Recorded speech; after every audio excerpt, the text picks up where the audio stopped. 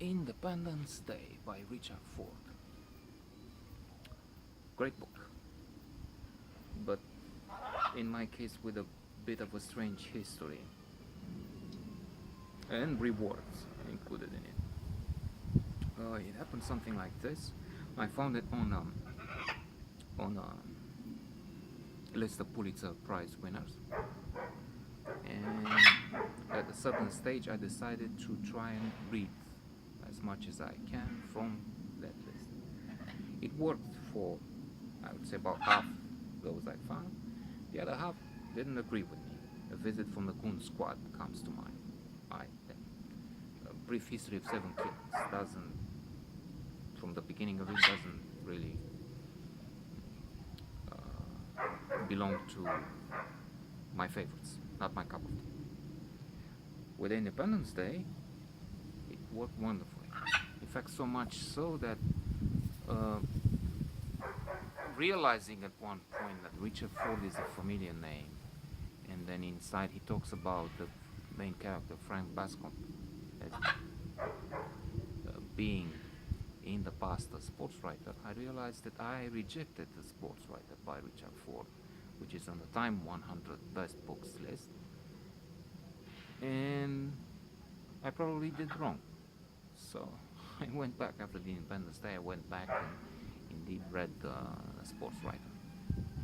Frank Bascombe is at a later stage, as I mentioned, he's the Sportswriter, and now he's a divorcee and in the real estate business, where he meets some peculiar people. Markhams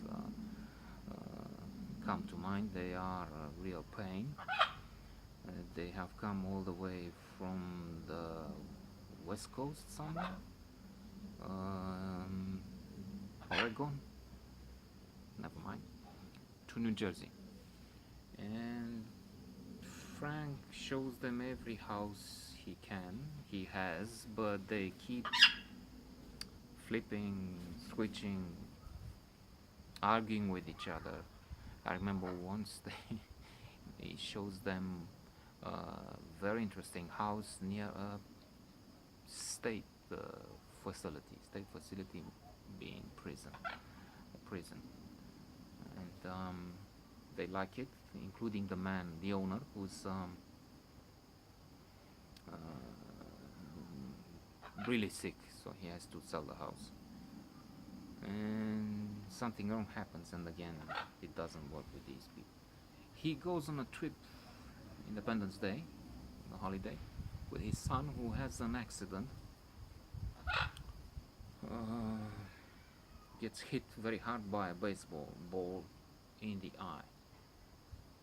So there's a need to go to the doctor, and tensions again with his ex-wife, who now lives in a splendid mansion with a rich man. It's a very complex, interesting book, out of which there were some challenges and some parts of the dialogue, of the description I didn't get. It refers to particular trousers that they wear now, loafers, shoes, and I thought I know American culture quite well, being there a few times, Atlanta, Chicago, New York, but it turns out that not just details which can be unfamiliar from one part of the US to the other. If you come from the south and you move on to California, you find surely things that's like a whole continent.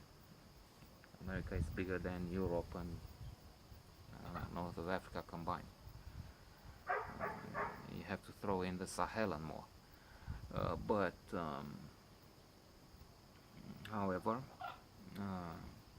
this is an extraordinary book, which made me want to read some of the other works. The best lay in the country, or this name escapes me, and I started another one, but we'll have to see how that works. Well, good luck with with this.